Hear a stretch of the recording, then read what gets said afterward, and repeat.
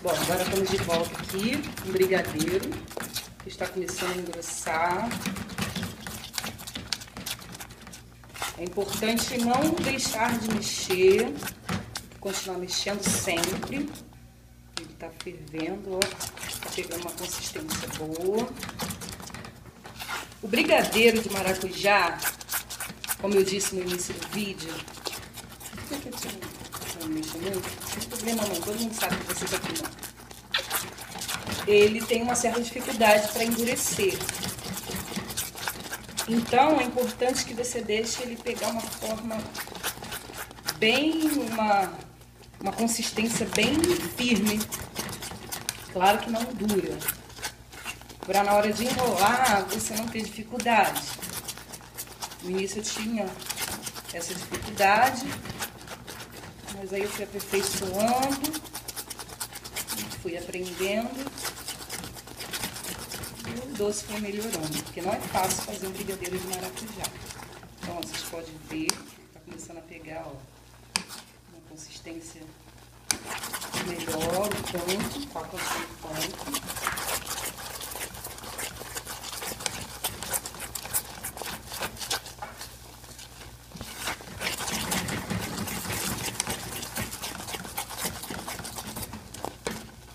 Começando a desgrudar.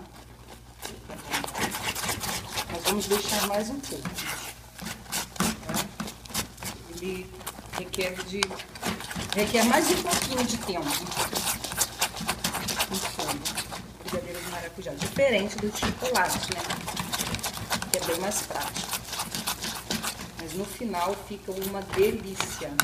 Você pode saborear, você pode vender. Oferecer para amigos de presente, enfim, é uma delícia. Olha, como que tá pegando.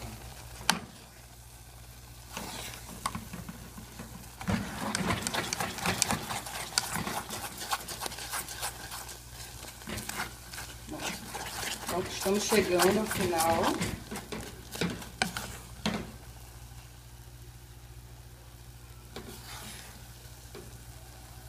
Esse é o ponto, olha.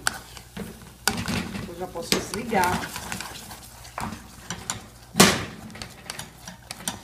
Continuar mexendo, esfriar um pouco.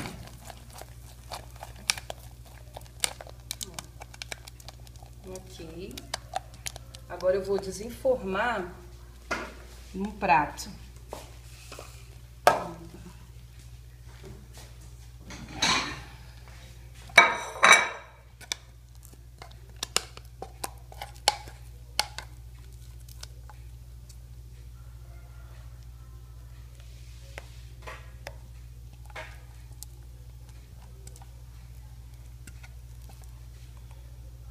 E aqui eu vou deixar ele esfriar, para depois estar enrolando.